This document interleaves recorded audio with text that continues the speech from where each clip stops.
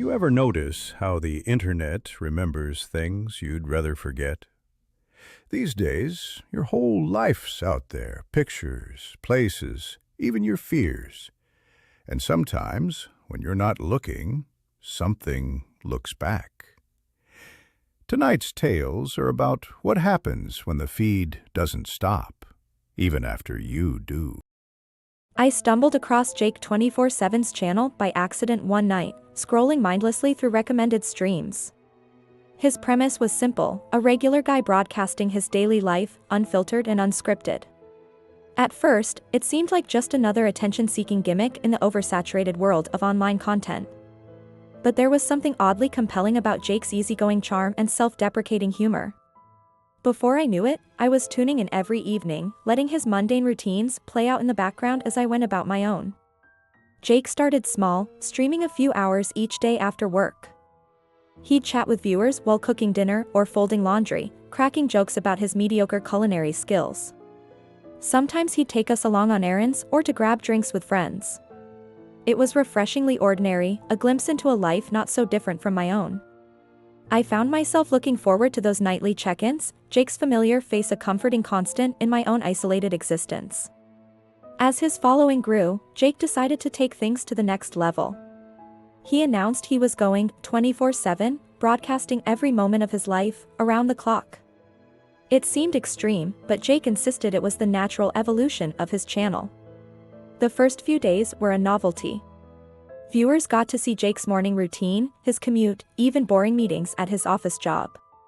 At night, a small camera on his nightstand captured him sleeping, occasionally muttering or tossing in his dreams. For a while, it was business as usual. Jake maintained his upbeat persona, though the constant performance was clearly taking a toll. Dark circles formed under his eyes, his jokes became a bit more strained. Still, he soldiered on, determined to give his audience the access they craved. I started to feel a creeping unease watching him push himself so hard, but I couldn't look away. None of us could. About 3 weeks in, things took a turn. Jake was in the middle of a stream when he suddenly froze, staring at something off camera with wide eyes. "Did you guys see that?" he asked, voice trembling slightly. We saw nothing but his empty living room. Jake laughed it off, but his smile didn't quite reach his eyes. These moments began happening more frequently, Jake jumping at shadows, trailing off mid-sentence to peer into corners. One night, Jake woke up screaming. The nightstand camera showed him bolt upright, eyes wild as he scanned the darkened room. "It's here," he whispered, "can't you see it?" Viewers flooded the chat with concerned messages, but Jake didn't seem to notice. He huddled under his blankets like a frightened child, muttering to himself until dawn broke. The next morning, he acted like nothing had happened, but the cracks in his cheerful facade were beginning to show. Jake started talking about feeling watched, even when he wasn't streaming. He'd spin around suddenly, as if trying to catch someone sneaking up behind him. "There's no camera anymore," he insisted during one rambling late-night monologue. "It's in my head now. It's always watching." We tried to reassure him, remind him that he could stop anytime. But Jake just shook his head, a manic glint in his bloodshot eyes. "Can't stop," he said. "It won't let me." His appearance deteriorated rapidly. Hair unwashed, clothes wrinkled, Jake paced his apartment like a caged animal. He'd have long conversations with people who weren't there, arguing with voices only he could hear. Sometimes he'd stare directly into the camera, pleading for help in a hoarse whisper. "Make it stop," he begged. "Please, just make it stop." But we were powerless, reduced to horrified spectators as Jake unraveled before our eyes. I reached out to Jake's friends, his family, anyone who might be able to intervene. But they all said the same thing: Jake had cut contact weeks ago, refusing to answer calls or open his door. Some suggested it was all an elaborate hoax, a publicity stunt taken too far. But I knew better. The terror in Jake's eyes was all too real. Whatever was happening to him, it had nothing to do with views or likes anymore. Desperate for answers, I dug into Jake's past streams, looking for any clues I might have missed. That's when I noticed something chilling. In the background of his earliest videos, barely visible in the shadows, there was a figure. Tall and unnaturally thin, it lurked just out of focus, always watching. As the streams progressed, it seemed to inch closer, until it was practically breathing down Jake's neck. How had none of us seen it before? Jake's behavior grew increasingly erratic. He'd spend hours huddled in corners, muttering about the Watcher and how it was almost here. He barely ate or slept, his eyes wild and unfocused. Viewers begged him to seek help, but Jake was beyond reason now. He was convinced the stream was the only thing keeping him alive, that if it stopped, the Watcher would finally claim him. One night, Jake snapped.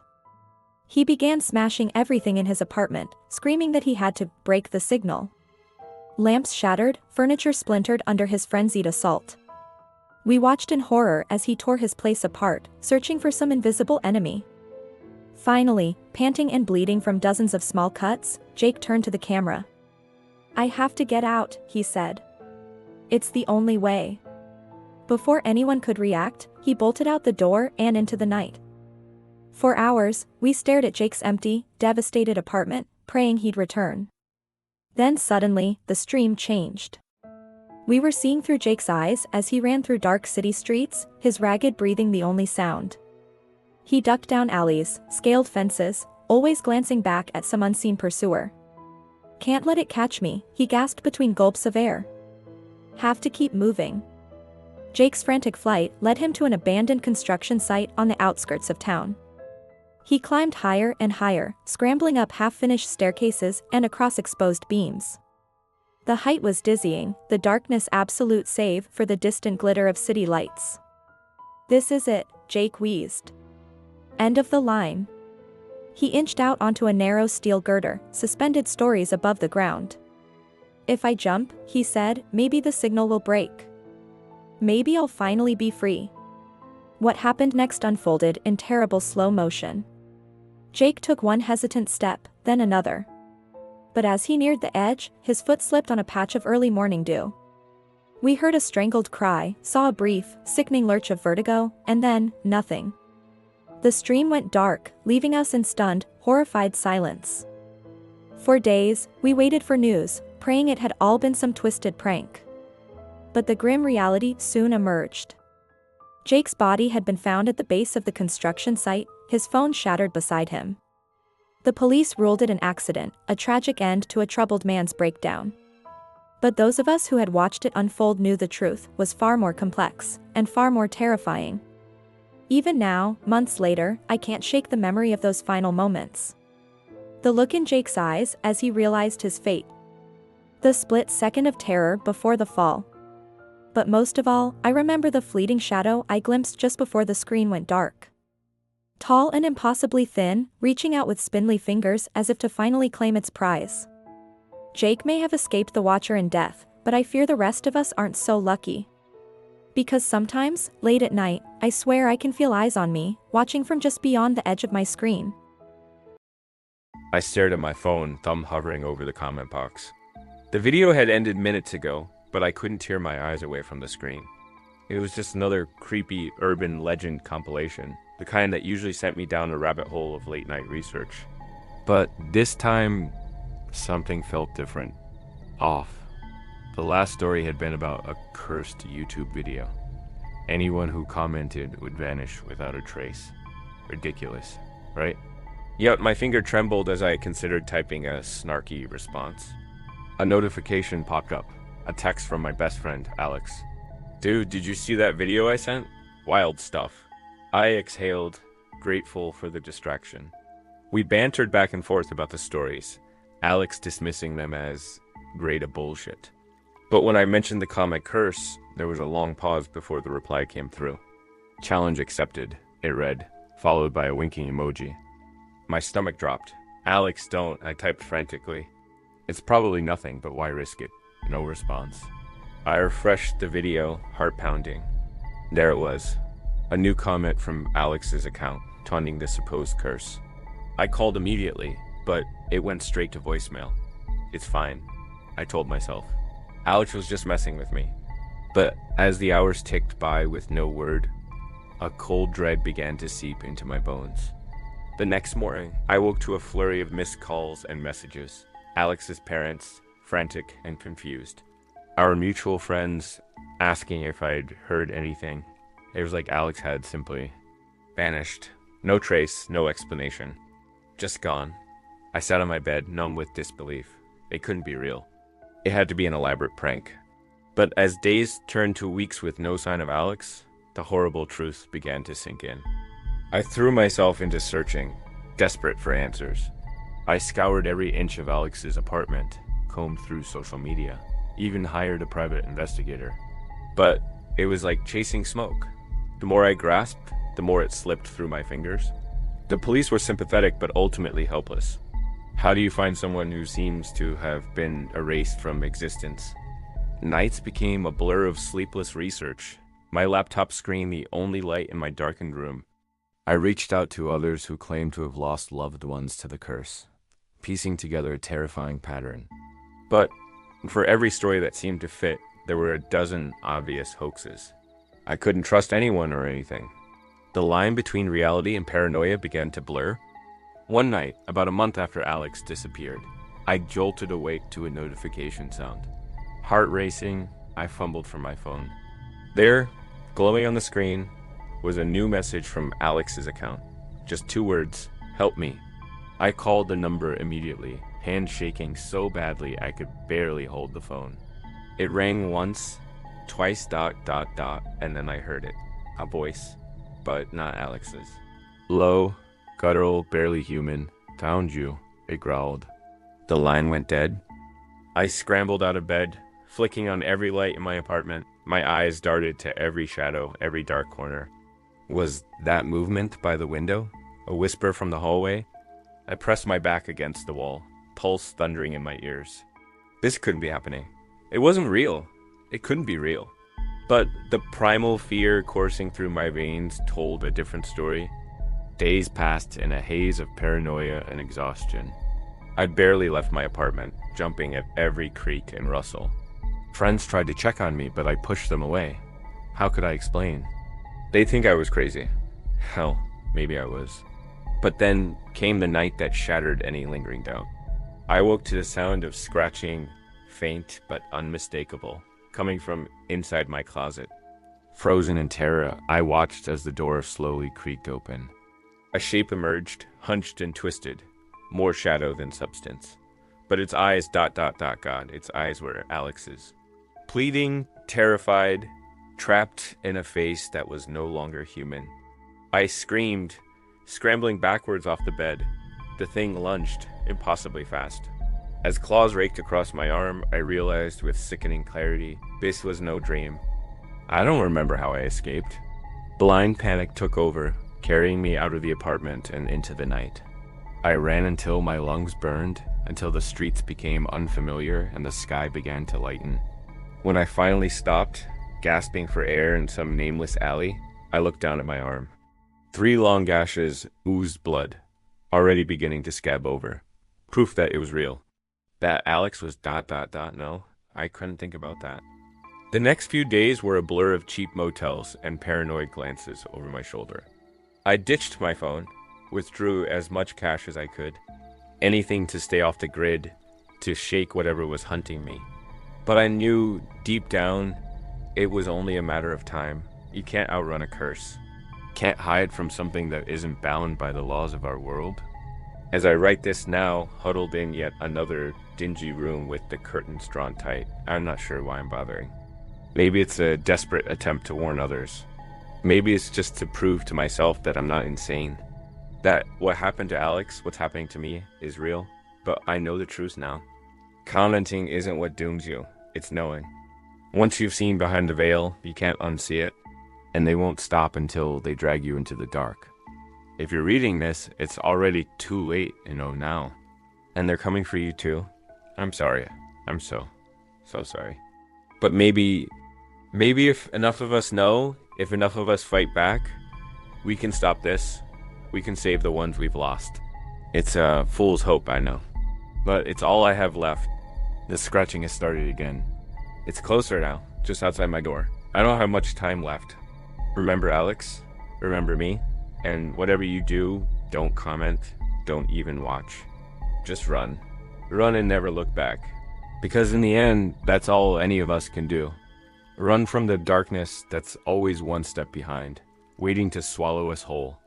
I hear the door splintering now. This is it. If you're out there, Alex, I'm sorry I couldn't save you. I'm sorry I lived them to you in the first place. Maybe in whatever comes next, we'll find each other again. Maybe we'll finally be free. The door crashes open. I see claws, teeth, those familiar eyes filled with inhuman hunger. I close my laptop and face my fate. Remember us. And run. As the words of my final entry fade from the screen, a chill runs down my spine. I want to believe it's just a story, a twisted attempt to scare myself and others. But the tremble in my hands, the cold sweat on my brow, they tell a different tale. What if it's true? What if by reading this, by knowing I've damned myself, I glance at the dark corners of my room, suddenly alive with possibilities. Was that a shadow moving? A whisper on the edge of hearing? I shake my head, trying to clear the paranoia. It's just a story, I tell myself. A creepypasta gone viral. Nothing more. But as I reach for my phone to distract myself, I hesitate. What if I'm wrong? What if commenting, sharing, even acknowledging this curse is enough to seal my fate? The rational part of my brain screams that it's nonsense, but a primal fear has taken root. I can't shake the feeling of being watched, hunted. Days pass, and the fear doesn't fade.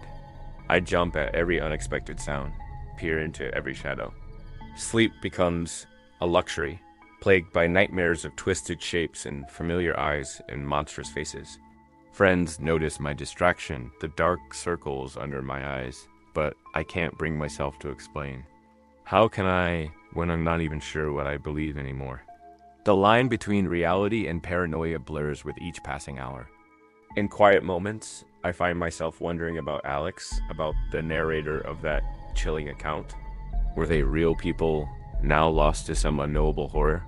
Or were they fabrications, characters in an elaborate hoax? The not knowing is almost worse than believing.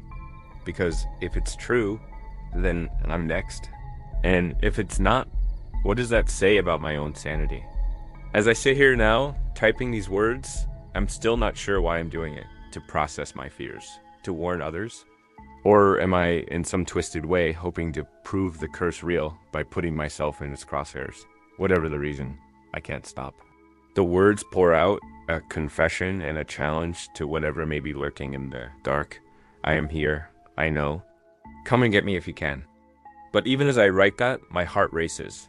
Because what if they do? What if this is the moment I've damned myself, opened the door to something beyond understanding? I glance at the closet, half expecting to see it creep open. The shadows in the corners seem to deepen, to move with a life of their own. Is this madness? Or the first sign that the hunt has begun? In the end, I'm left with a choice. Delete this. Try to forget and hope that ignorance truly is bliss. Or post it, share my story, and face whatever consequences may come. As my cursor hovers over the submit button, I realize there's really no choice at all, because whether this curse is real or not, the fear is. And sometimes facing our fears is the only way to truly live. Or, in this case, perhaps the only way to truly die. So here it is, my own entry in this dark legend. A warning, a confession, a desperate cry into the void. If you're reading this, know that you're not alone in your fear, in your doubt, in the creeping certainty that something is now watching you from just beyond the veil of reality. We're in this together now, for better or worse. All we can do is watch the shadows, listen for that telltale scratch, and hope that when our time comes, we face it with courage. After all, in the face of true horror, that's all any of us can do. Hold on to our humanity, even as the darkness closes in. I was 23, fresh out of college, and living in a bustling city. My life revolved around social media, constantly updating my followers on every aspect of my day. It was exhausting, but I felt compelled to keep up appearances. That's when I noticed it, a new follower with no profile picture, no posts, and no followers of their own. I didn't think much of it at first, just another bot account probably. But something about it made me uneasy. The next day, I posted a photo of my morning coffee at my favorite local cafe. Within minutes, the mysterious account liked it. I brushed it off, thinking maybe they just really liked coffee. But then it happened again with my lunch post, and again with my evening gym selfie. Every single post, without fail, received a like from this blank account. I tried to shake the feeling of unease, telling myself I was being paranoid. After all, isn't this what we want on social media? Engagement, likes, followers. But as the days went on, the account's activity became more unsettling. They weren't just liking my posts anymore, they were commenting. Simple things at first, nice view on a skyline shot, looks delicious on a dinner pic. But then the comments got more specific, more personal. One night, I posted a photo of myself at a new bar downtown.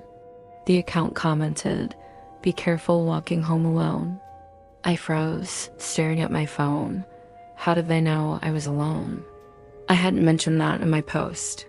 I quickly deleted the comment and blocked the account, my heart racing. But when I refreshed my page, there it was again, a new follow request from an identical blank account.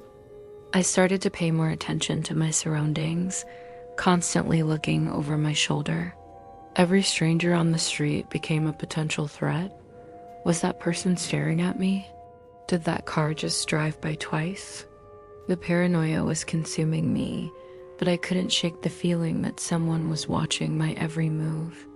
In a desperate attempt to regain control, I decided to go off the grid for a while. I deactivated all my social media accounts and told my friends I needed a break. I even left my phone at home one day, determined to enjoy a peaceful walk in the park without the constant fear of being tracked. As I strolled through the quiet paths, I felt a weight lift off my shoulders. The sun was warm on my face, the birds were chirping, and for the first time in weeks, I felt truly alone. But then I saw it, a flyer pinned to a tree with my face on it. "Have you seen this girl?" It read with my most recent Instagram photo printed below. My blood ran cold. I tore down the flyer and ran home, my heart pounding in my chest. When I burst through my apartment door, I grabbed my phone with shaking hands. There, on the screen, was a notification from the blank account. "Why did you leave your phone at home?" "I missed you today." I called the police, but they said there was nothing they could do. No threats had been made, no laws had been broken. It was just creepy internet behavior. They advised me to be cautious and document everything. But how could I document something that left no trace? The account would disappear and reappear at will, always one step ahead of my attempts to block it. I became a prisoner in my own life. I stopped going out, stopped posting anything online. I changed my phone number, my email, even moved to a new apartment, but it didn't matter. Somehow they always found me. A new follow request would appear, and the cycle would start all over again. My friends tried to help, but they couldn't understand the constant fear I lived in. They suggested I was overreacting, that it was probably just some harmless troll. But they hadn't seen the way the comments evolved, becoming more threatening, more intimate. "That red dress looks beautiful on you." "It would be a shame if something happened to it, ... or you." I started seeing a therapist, hoping to find some way to cope with the anxiety that was consuming me. She suggested exposure therapy, gradually reintroducing social media into my life in a controlled way. I was hesitant, but desperate for any solution that might help me reclaim my life. Slowly, cautiously, I created a new account under a pseudonym. No personal photos, no location tags, just innocuous posts about books and movies. For a few blissful days, I felt normal again.